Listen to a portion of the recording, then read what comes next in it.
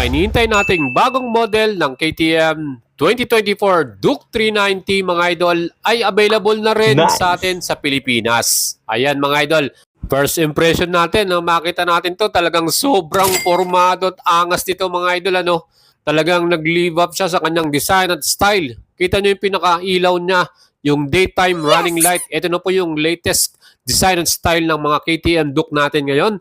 Full LED na lahat ng ilaw nito. At siyempre, yung kanyang pinaka-mukha ay talagang napakaangas. Ano? Well, mga idols, improve din ang ating pinaka-suspension dito. Fully adjustable ang kanyang front suspension at rear suspension, WP Apex. Well, isang pinagmamalaki nila dito, yung mga features nito mga idol.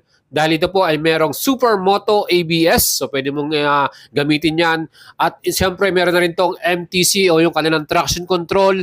Equipped na rin ito ng quick shifter. O, di ba mga idol, with quick shifter, mas high-tech ang bagong model na to. At meron ditong launch control at riding modes. Kaya talagang cutting edge ang technology ng bagong model na Duke 390.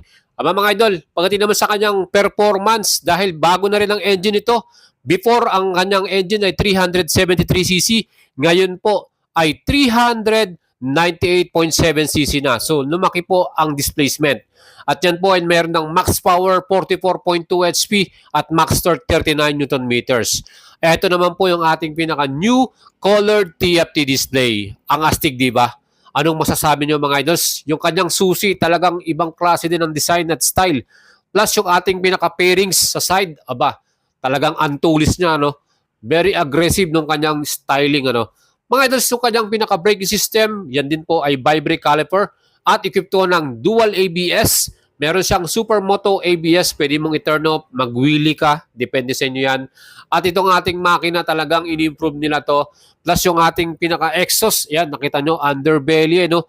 Before yung old model yan ay naka-upswept yung kanyang muffler. Ngayon, nasa ilalim na mga idol. So, mas maganda raw at mas maporma ang datingan ng ating 2024 Duke 390 with a price of 309,000 pesos. Aba mga idol, sa dami ng kanyang mga high-tech at cutting-edge technology, aba, talagang sulit na sulit to. And bago din yung kanyang frame, nakita naman po ninyo yung styling nito.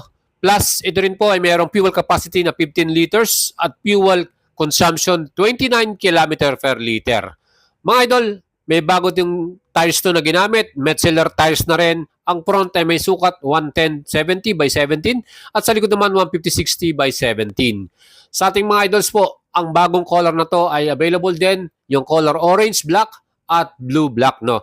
And ang seat height naman nito ay 8